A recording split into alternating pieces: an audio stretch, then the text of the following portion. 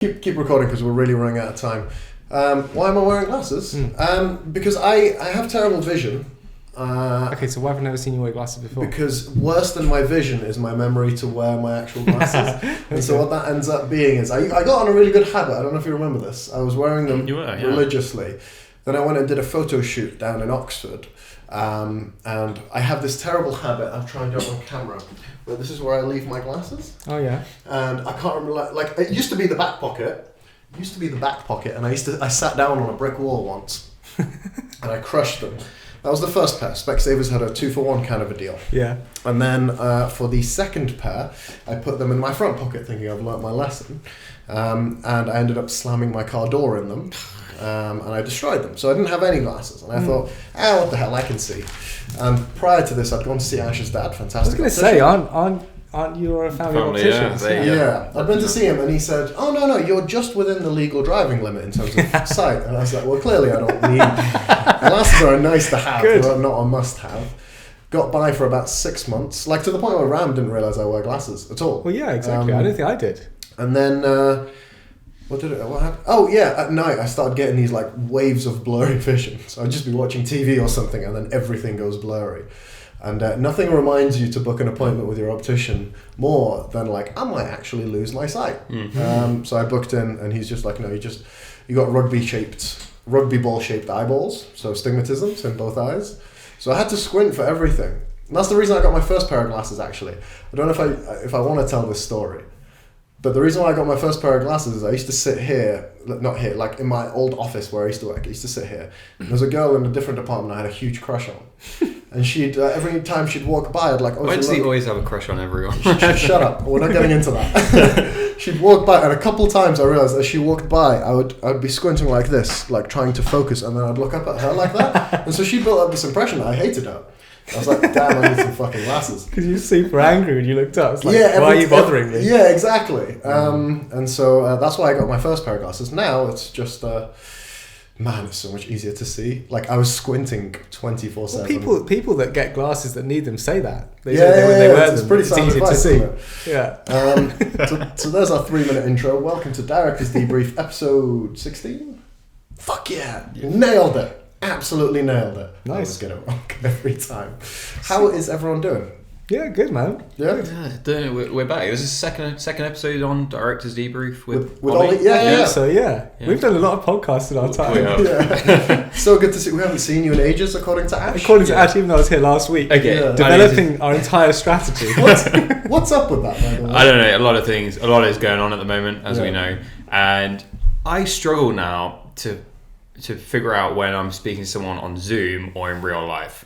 Like, you know, that whole worry of dystopian future of like, we'll never know the difference between a virtual world and a real one. There? It feels like that's already happening. Yeah, okay. I thought I was very much an old school, need to see people in person kind of thing. Did you? Oh yeah, but I don't know. It works. Like, oh man, I don't think I ever need to see anyone in person. I don't think I do. I think what you do get when you see in person is you can have say if you're on Zoom and you've got like an agenda point of like 4 things we want to discuss, you'll probably get through 3 of them and then you'll skim over the 4th one, right? Generally, but if you're in a person, you'll do the 4 definitely, but you'll cover lots of other stuff in between because there's less pressure on like, let's use this time well. Yeah, it is different. It's right? less rigid. Yeah, exactly. And I think there's a space for both. You sometimes don't have that excess time all the time. So definitely. I think you only say that as a very good conductor of meetings, though. Like, we've all been in meetings where somebody opens up the first topic. And it's like, and we're out of time. You're like, no, I need to know about the other 3. Yeah. I desperately need to know about the other 3. But you're very good at just like, all right, let's move on now. Well, if a meeting can last 13 minutes instead of 30, you may as well try and go for that, right? Yeah. Yeah, you're very much you're a director of the meetings, even when it's not one that we're in control of. Yeah, that can be quite bad though, because you sit down, me and Kira sit down for coffee, so we've got these 3 things to discuss, and she'll be like, but it's Sunday morning, we're having coffee. Like, okay, I just want to hear the birds singing. Exactly. Okay, Ram, you don't have any questions for us. To be fair, I gave you 4 minutes to prepare for this, so I don't blame you. But we are going live in 45 minutes. That's cool, yeah. On a webinar. Yeah. Let's talk about it, and then Ram, maybe you can link to some of the videos that we do. We're giving away all of our Amazon secrets, guys. I feel like this is a bad idea. Why are we doing this? I don't know, something. Yeah, I completely agree. It's scary, right? Everything that we thought was our IP or what was special about us, we're about to unravel. I guess we are, but also like a lot of the time, like knowledge is only part of it, right? Like understanding the strategy is part of it, and there's this big between strategy and results. You've got this massive implementation bit, and I think a lot of our best clients and the people that will love working with us just don't have the time for that. They got a massive business, they got hundreds of things to do, and they just need us to handle that implementation bit. So even if they know the strategy, it doesn't really matter too much. And I think if they do it, we don't necessarily mind, right? Our mission statement is bring healthcare into the digital age. If we're doing that by the means of education, I think we can all sort of sleep soundly at night doing that. Yeah, 100%. Definitely. I only mentioned the webinar because we were just to express why we're so pressed for time. I'm impressed with us though, like because I remember for our first webinar, we must have done like maybe 10 rehearsals, like ridiculous. We had post-it notes. Look at the calm in the room today. I know. I'm looking at him mainly. I'm slightly concerned about the calm, but I think it's mainly as well because we've had about 3 other things on our agenda today that we've. That's just the way. That's just the way things are these days. We were just pitching to a client about 5 minutes ago, and it's perfectly calm. What a lovely client as well. What a lovely guy. Yeah, I think I love all of our clients. So do I. Don't make it seem like I don't. That's not cool. This guy especially is a lovely guy. I would say. The other thing I wanted to talk about is something that came up after a meeting. Something that made me realize something about you that I realized I actually really admire, and I think we have all managed. Everyone in this room has either managed teams in the past or we managed teams, and I want to talk about feedback. I don't think you realize this, but you said I don't quite know how to take that feedback, but could you let me know a bit more if, like when you know, because I was trying to give feedback. And it was very scrambled and cryptic because it was very in the heat of the moment. I was just like, I just think we shouldn't have done this. And then you said, okay, well, what's the alternative? And I was like, I had nothing to offer back. And like, I didn't know, we ended up speaking later that night and we kind of hashed out. But I really like that you said that. Like, I don't know how to take this feedback right now, but you're very much a person who speaks their mind, which can also be seen as slightly intimidating. So what I want to know is how do you find that balance? I feel like I can just speak my mind to you, but how do you find the balance of being somebody who can just speak their mind, be very authentic in who they are, but also be open to receiving feedback, just be welcoming in nature as well as quite a firm character? Yeah. Is there something that you have? Yeah, the truth is I don't think I do get it right all the time. And definitely when I was a bit younger, so like probably your age, I had a lot of clients and I used to think me being direct was a good thing. Like a USP, like I'm someone that doesn't just say yes. Yeah. There were many occasions where I got it completely wrong and was way too direct and didn't nuance around that's not a good idea. You're smiling because you're like,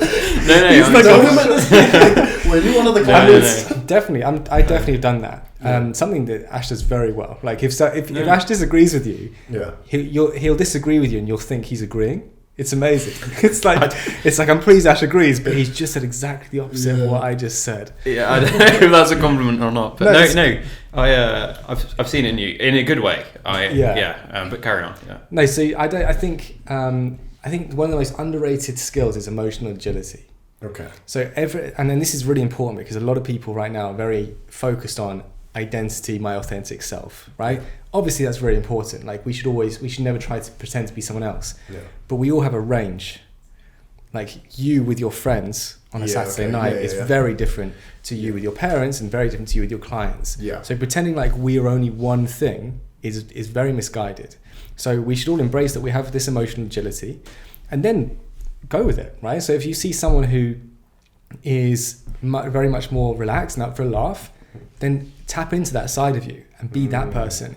If you see someone that's extremely formal, don't be relaxed. Like get in within your range, move to their level and meet them there. And if you see someone that wants some direct talking, then tap into that.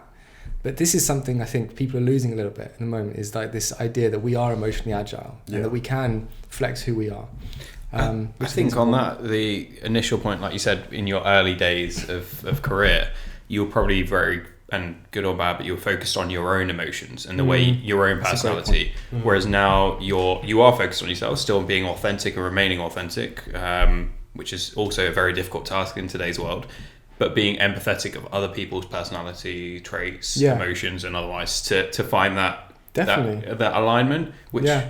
is why we're in this client business, because we have 100%. to be able to find that on a daily basis, not just in the pitching process, but your client may be in a certain mood or something, and it's True. how you deal with that, making sure you're not taking it personally or otherwise, and you find that alignment Definitely. everywhere. Yeah, I think it's very interesting because I think you've tapped into something else that I've kind of, I don't want to use the word struggling with, but thinking about. That's a better way to put it. Of how do I be more authentic? I do feel, It's a trap.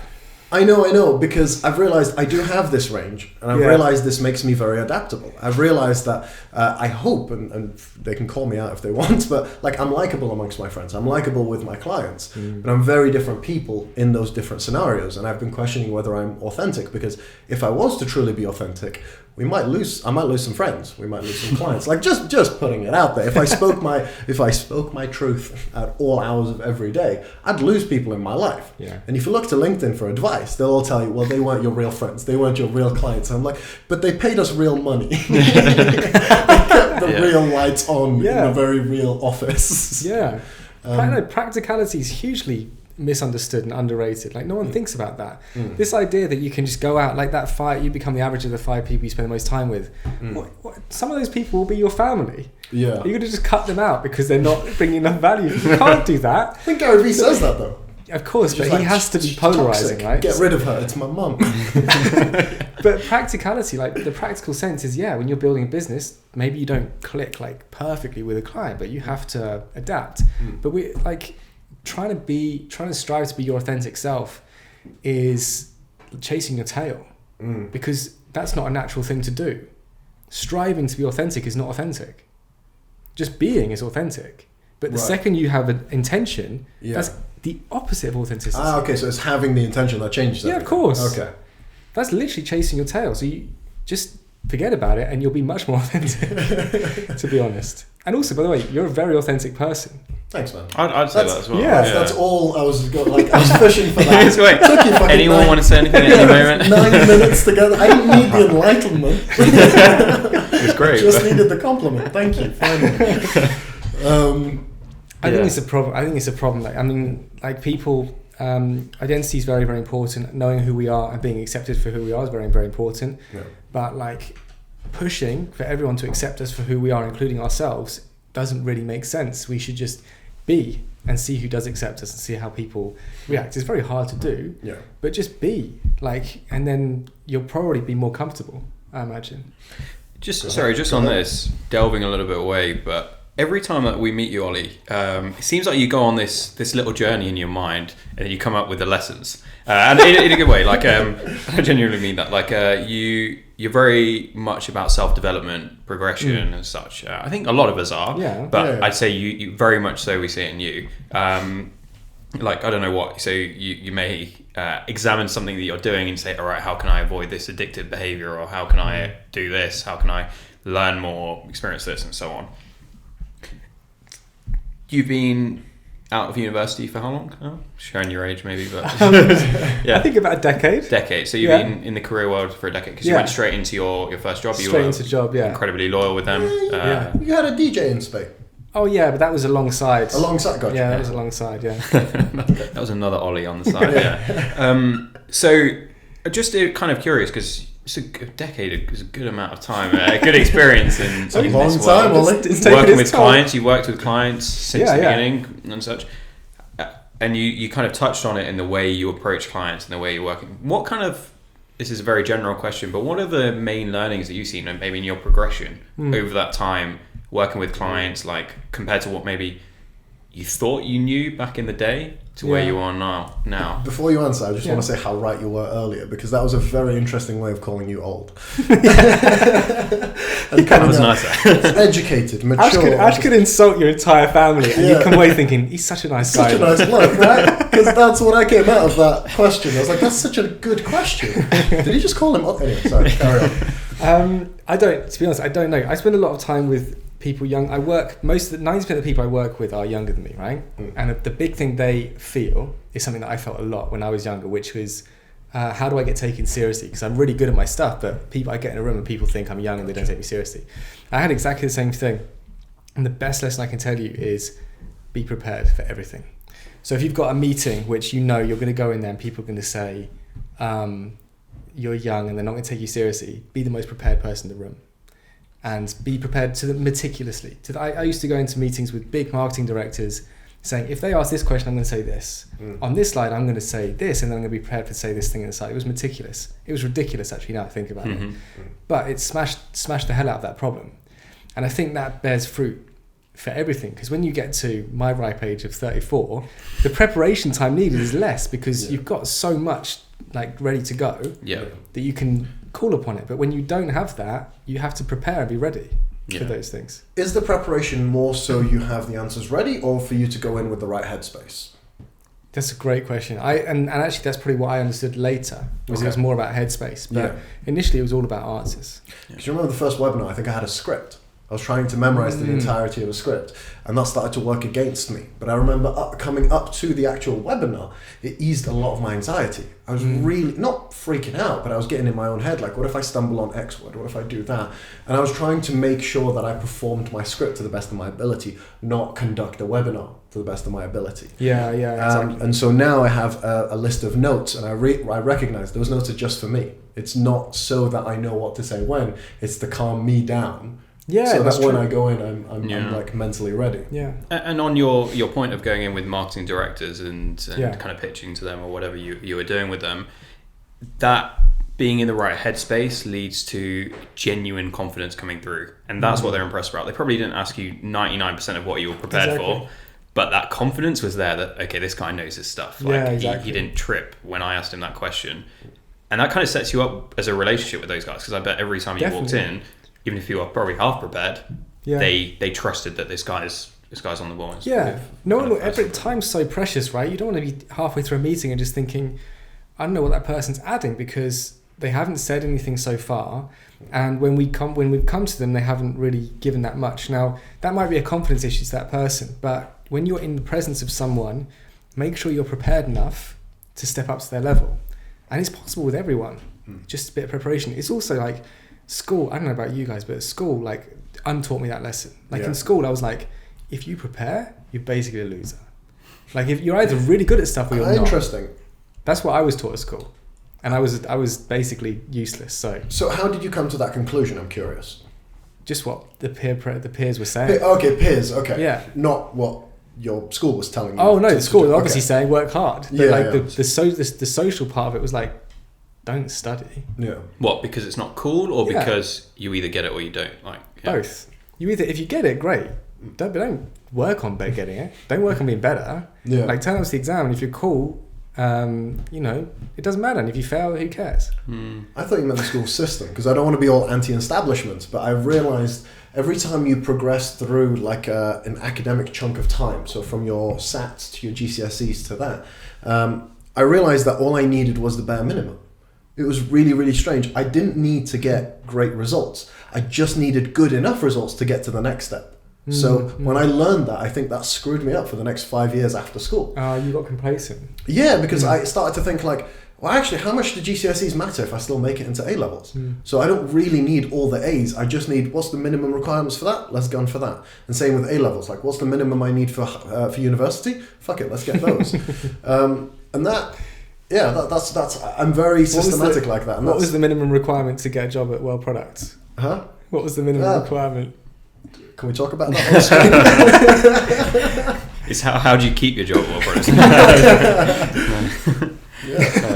No, I remember meeting you when you were at Well Products, but you had like all the like technical skills in the world. I mean, you still do. You geeked out when they brought this light in. You were like, frothing at the mouth. Like, can I? I think what we look for, or in anyone that joins us as a kind of working with us in any way, even a partnership agreement, is that have they got the ability to grasp what we're doing quickly and to a sufficient standard. Like, we don't expect Amazon experts to walk in and we hire them. That doesn't exist. And in fact, we quickly learned that's probably not what we want. Not many of them. Maybe at some point we need that added value in certain areas and so on. But on the whole, it's someone who's able to digest what we do, take it in, and then build on that and develop from that. And I look at the three of us, like 5-6 years ago, none of us knew anything about Amazon other than buying the odd parcel, and it's credible. I mean, literally yesterday there was a thing on Vendor that because of something a client asked me to do, I'd figured out, and you'd been struggling with it for a while. I had no idea how to do this in the past. Really? I've done like 80% of stuff on Amazon Vendor, but this fell within that 20% mark, and Ash had been having this problem. A couple of days, really. But yeah, is it fixed now? It's on its way to be fixed. All right, because I'm talking about it with such confidence, I'm kind of hoping that it's fixed, and it's using a different tool to get the same result, because the other tool is fucked beyond all repair. It's impossible to actually work with. So using this new tool, but I think the issue was I sat there for about 20 minutes worrying about what would happen if it went wrong. And the second I realized, well, fuck it, if it goes wrong, I'll fix it. And I clicked the button, it didn't go wrong, and it worked. I think if you come across a problem and you have the courage to go, fuck it, I'll fix it if it goes wrong. I think that, to me, that's probably one of the most, if not the most important skill. Because that's how I reckon the three of us learned everything that we did. Yeah, it's interesting, Because if it goes wrong, you'll fix it and you'll probably learn more from it anyway. Yeah. I came to you once, back when I ran an old website, the first time I worked for World Products, freaking out, like, Ash, I've broken it. Like, I changed one line of code and the whole website was down. And this was a live website taking payments. And it just went down. I told Ash, expecting him to freak out. And he was like, well, all right, then what can you do to fix it? I was like, I don't know. And it's like, just that research, find a way to fix this. And a day later it was fixed. Now, a day is way too long, but in my head it was game over. Game over. But yeah, you say that about me, but I notice it in you day in, day out with the ops teams, with everyone. You know, how many fires are we putting out? No, it was perfectly set up. I had to take that. No, but with the team, it's like, obviously, to anyone that you're leading, you kind of have to have a cool head, right? It's in the manual for leadership, but it's very much easier said than done.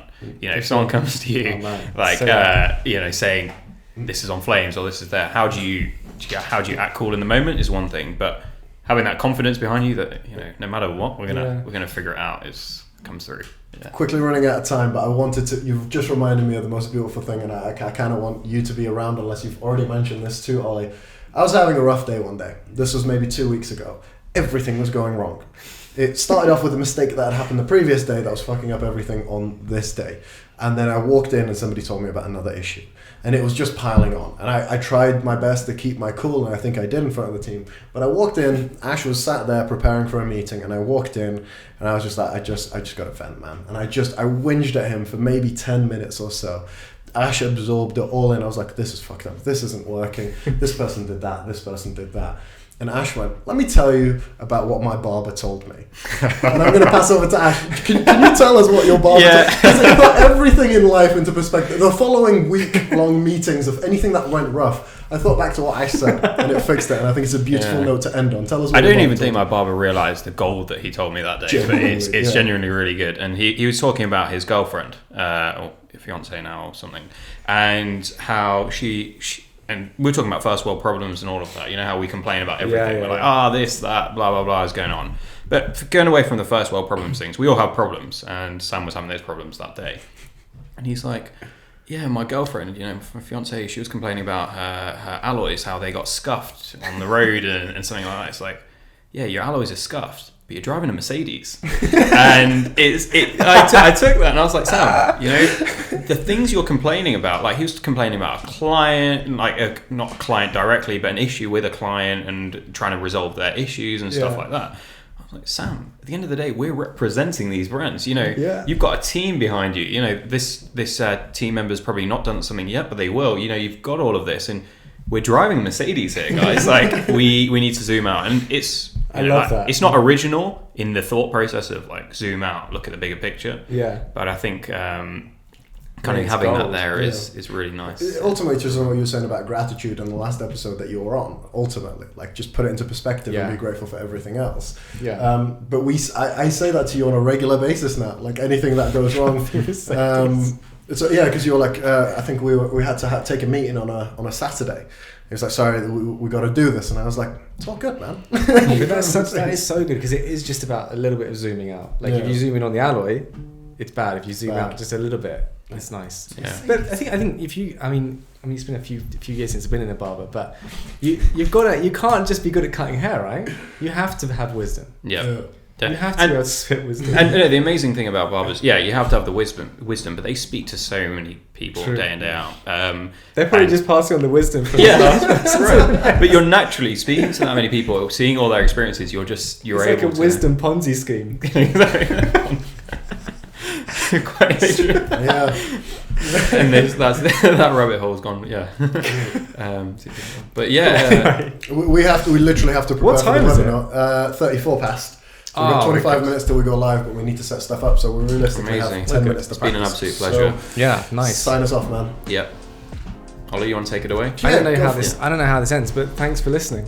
And Be sure to subscribe, like, comment, do whatever you do wherever you're watching it, and give us some feedback as well. Did you like having Ollie on, or should we get rid of him? Let You us get the know. most views with him on, so don't say that. No, it's good to have the feedback anyway. Yeah, okay, cool. All right, take it easy then. see you guys.